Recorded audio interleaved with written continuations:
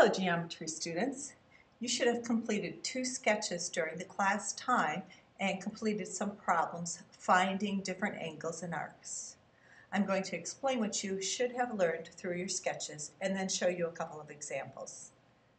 Chapter 10 is focusing on angles and line segments in circles. And so you are studying an inscribed angle. An inscribed angle has the vertex of the angle on the circle, and then the 2 sides of the angle are chords in that circle. And so D, E, F is an inscribed angle. Through your sketch, you should have come to realize that the angle here is half of the arc. So if this is 80, then this is going to be half of 80, which is 40. And so that's what they have written, or you have in your notes.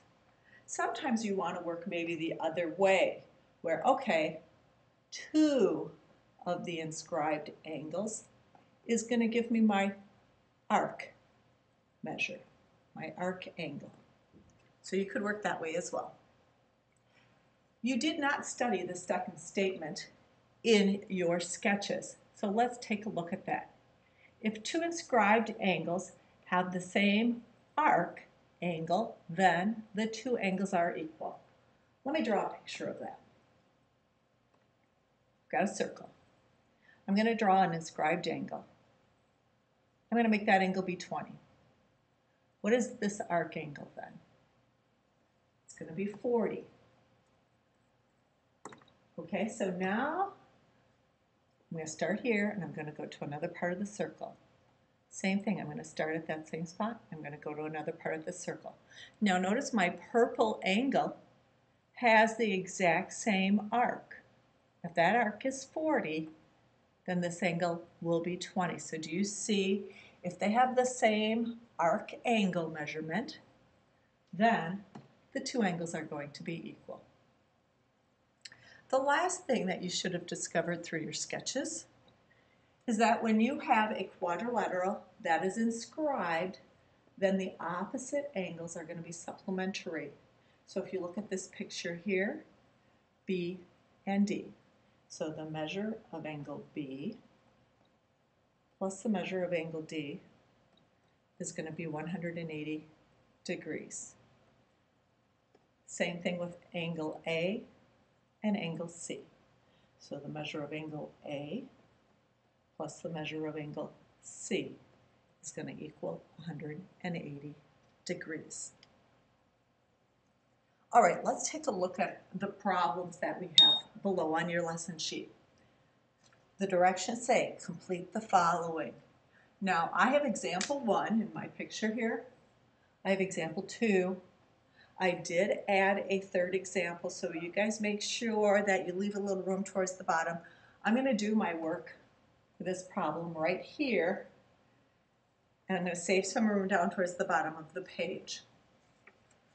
Example number 1 asks me to find angle N. So the first thing I'm going to do is I'm going to look for angle N. There's my angle N. That angle is 3y plus 8. I'm looking at this arc angle measurement, and there's nothing there. I see here that I have some other lines that are connecting here. Do you guys see? Here's a chord. It's taking me to another angle. Here's a chord, and it's taking me to another angle. That's an inscribed angle. So the green and the red are sharing the same arc angle. So they're going to then be equal. So I'm going to take this angle and that angle, and I'm going to set them equal. 6y minus 1 equals 3y plus 8. So now go ahead and do your algebra. Get your y's together. That's 3y. Move your 1. That's 9. So y is 3. Make sure you're paying attention to your homework. This is asking me to find the measure of angle N. So the measure of angle N, people, you need to be a lot more careful about writing all of your work out. It's the measure of angle N equals All right, so this is the expression. So I'm going to take 3 times 3 plus 8. This would be your work. So now my measure of angle N is 9 plus the 8, which is 17. Let's look at example number 2.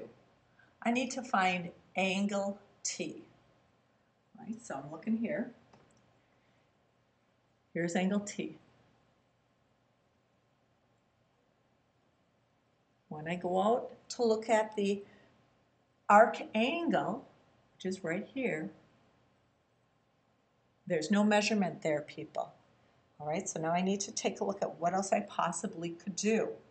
I wish I knew this arc angle here, because then I could subtract it from 180, couldn't I? All right, so when I'm looking here, I do see another angle. I see this angle, 2x. Following that out, that's 2x. You've got to double the inscribed angle to get the arc angle. So this is really 4x. Okay, that's not going to help me find this red one, is it? But remember too, I could do the same thing here. I could take this is the inscribed angle. The inscribed angle is twice the arc angle. So I'm going to take this and I'm going to write it over here, but I'm going to double it. That's going to give me 8x and then minus 12. So I've doubled both of them because the arc angle is twice the angle measure. And you're thinking, now what are we going to do next? This is a diameter, guys. It cuts right through the center. How many degrees are those two arc angles? Yes, 180 degrees, you're right. So now I'm going to take my 8x minus 12 plus 4x equals 180. And this would be work that you would show guys. So now I have 12x minus 12 is 180. Move your 12 to the other side. 12x is 192. Divide by 12. Get x to equal 16. So now you need to find angle T is what the directions say. Angle T is right here. So the measure of angle T equals, I need to take 4 times 16 minus 6. The measure of angle T equals, so I have 64. Oops. I have 64 minus 6. Measure of angle T equals 58 degrees. Did I put degrees? Nope, I didn't put degrees back there on the measure of angle N. All right, let's take a look at that last one that I added.